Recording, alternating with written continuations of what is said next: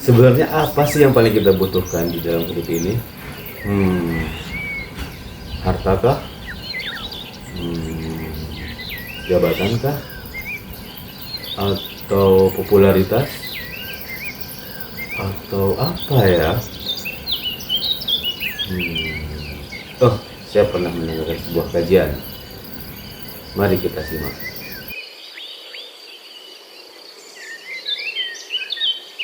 Assalamualaikum warahmatullahi wabarakatuh. Ya, selamat menunaikan ibadah puasa ya. Sudah terasa ya, sudah hari ke berapa ini?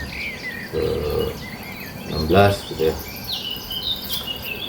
Oke, seperti yang tadi di pembukaan ya, bahwa sebenarnya apa sih yang paling kita butuhkan? Di sini paling ya, bukan berarti satu-satunya. Karena kebutuhan dalam hidup itu banyak ya, jadi jangan gagal paham nih. Saya tidak menganggap bahwa ini saja yang dibutuhkan, tapi yang paling kita butuhkan gitu ya, yang membuat sebenarnya obsesi hidup kita tertinggi itu adalah mendapatkan ini gitu. Karena semua orang variasi gitu, obsesi hidup yang ingin dia dapatkan itu apa gitu. Baik, kita mulai dulu dari sebuah kaidah logika di mana yang menciptakan itu yang paling tahu tentang dengan apa yang diciptakannya gitu, yang paling tahu dengan ciptaannya gitu. Artinya ya, kita sebagai makhluk ciptaan tentunya harus merasa bahwa apa sih yang paling kita butuhkan dalam hidup, dan ada informasi dari yang menciptakan kita, ya kita benarkan gitu, karena dia yang paling tahu tentang kita. Gitu kan. Oke. Jadi dalam sebuah kajian saya pernah mendengar gitu ya, bahwa ada informasi, sebuah indikasi tentang apa sih sebenarnya yang paling kita butuhkan dalam hidup ini gitu. Walaupun tidak secara langsung pencipta kita menyebutkan itemnya gitu ya, tapi ada indikasinya, yaitu dalam doa ini.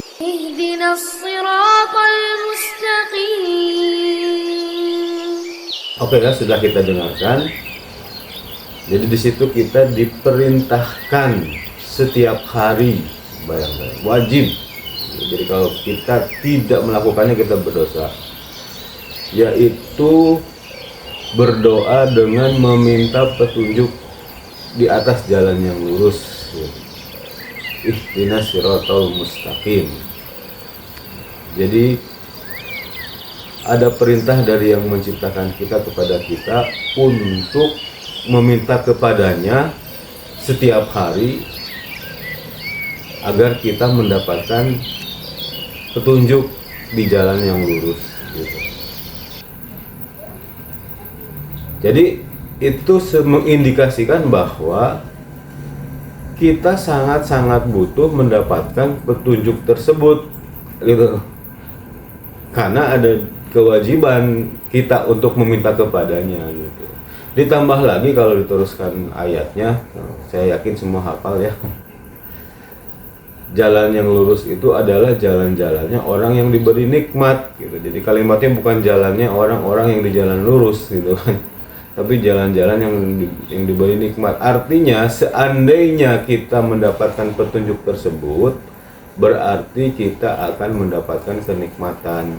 Nah, mulai sekarang berarti obsesi hidup kita ini adalah berharap untuk mendapatkan petunjuk di jalan yang lurus tersebut gitu.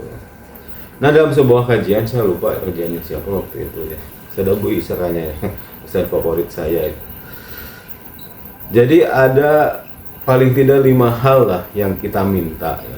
Ditanamkan dalam hati ketika kita membaca ihdinas siratal mustaqim dalam sholat kita misalnya, atau di luar itu, 5 permintaan yang lebih spesifik tentang apa sih yang kita minta ihdinas siratal mustaqim itu. Nomor 1, kita meminta kepadanya bahwa ilmu atau petunjuk atau informasi dari agama yang benar menurut versi Allah sendiri, karena informasi tentang yang berbau agama itu bermacam-macam, ada yang benarnya, ada yang sesatnya, atau informasi yang kebenaran tapi di luar agama Islam, atau apapun itulah ya, informasi itu berseliweran lah gitu ya. Nah, yang kita minta adalah ilmu atau informasi atau petunjuk yang benar menurut versi Allah Ta'ala, yang benar-benar benar itu sampai ke kita melalui entah mata kita atau telinga kita gitu. Jadi sekarang itu banyak, bagaimanapun caranya bisa kita misalnya ke pengajian, Allah tunjukkan ke pengajian dengan ustadz yang mengajarkan kebenaran yang benar versi Allah, atau kita masuk dalam sebuah circle teman-teman yang teman-teman beragama dengan beragama benar versi Allah, atau mungkin tidak sengaja lagi makan mie ayam tiba-tiba ada tulisan atau buku yang itu adalah buku tentang kebenaran yang benar versi Allah. Jadi apapun caranya kita meminta kepada Allah, ya Allah, ilmu itu banyak, petunjuk itu berseliweran, tolong sampaikan ilmu atau informasi atau petunjuk yang benar menurutmu sampai kepada saya. Itu nomor satu permintaannya. Oke. Kemudian nomor dua, permintaannya adalah, ya Allah, bukakanlah hati ini untuk menerima tadi informasi yang benarnya gitu. Ilmu petunjuk yang benarnya itu Allah bukakan hati untuk menerima, untuk merasa terikat, jadi kita jadi merasa terikat gitu dengan informasi tadi hati ini. Kalau itu berupa berita, kita merasa yakin seyakin-yakinnya tanpa keraguan, bukakan hati ini. Kalau itu bersifat sebuah perintah, maka kita merasa terikat untuk harus melakukan itu gitu. Ini masih hati nih ya. Ketika itu berupa larangan, kita merasa terikat untuk tidak melakukannya dan merasa takut kalau melakukannya. Bukakan hati ini dan tutup hati ini dari informasi-informasi petunjuk berita yang tidak benar menurut agamamu, menurutmu, walaupun itu sifatnya informasi agama gitu. Karena sekali lagi tidak semua informasi yang bersifat agama itu di atas kebenaran gitu. Kita tahu kan banyak kan aliran-aliran sesat walaupun berbau agama gitu. Jadi itu permintaan kita yang nomor dua. Jadi ketika baca ihdinas siratal mustaqim, tanamkan ke dalam itu, minta itu yang kedua. Kemudian yang ketiga, meminta apa yang sudah kita yakini tadi, yang sudah merasa terikat, engkau mudahkan untuk direalisasikan ya. Maaf, beletot. Direalisasikan dalam bentuk sebuah amal gitu. Dan amal itu nggak mesti amal badan ya, kalau bisa amal hati misalnya, kalau ada ikhlas, jadi engkau buat kita jadi ikhlas. Kalau ada perintah untuk sholat, kita sholat gitu kan ya. Atau amalan lisan gitu, kita harus berbicara, atau zikir itu engkau mudahkan untuk kita melakukannya gitu, dalam bentuk sebuah amal yang sifatnya anggota badan secara konkret dari ilmu yang sudah sampai dan diterima oleh hati. Dan juga engkau tutup untuk persulit dari sebuah amalan-amalan yang sepertinya dari agama, padahal hakikatnya itu adalah bukan darimu gitu. Jadi itu permintaan ihdinas siratal mustaqim itu harus muncul perasaan itu. Karena kan di jalan yang lurus gitu kan, dan itu satu gitu. Itu nomor 3. Yang keempat, bahwa yang permintaan kita yang sudah tadi tercapai lah ya, misalnya ya, sampai nomor 3 tadi ya, amalan-amalan yang tadi itu istiqomah terus kita lakukan berkelanjutan sampai kita diwafatkan. Jadi harus muncul perasaan itu di dalam doa kita ketika ihdinas siratal mustaqim. Itu kita minta itu,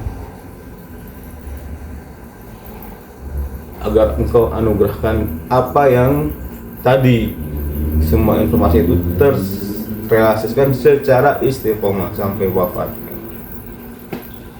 Dan yang terakhir, informasi dari nomor poin 1 nomor sampai nomor 4 itu senantiasa engkau tambahkan.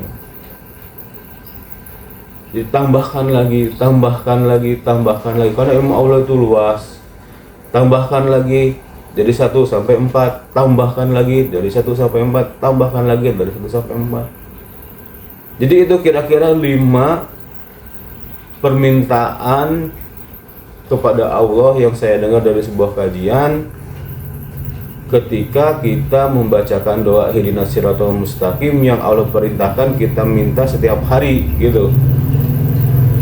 Atau kalau dari tambahan dari saya sedikit adalah permintaan kepada Allah Ta'ala petunjuk untuk bertobat ketika kita sedang tergelincir gitu. Segera gitu. Jadi ketika kita tergelincir dalam sebuah kemaksiatan, maka minta dibukakan hati ini, muncul rasa kesadaran, penyesalan, dan kemudian ditutup dengan tidak mengulangi perbuatan tersebut. Itu permintaan tambahan dari saya lah ya.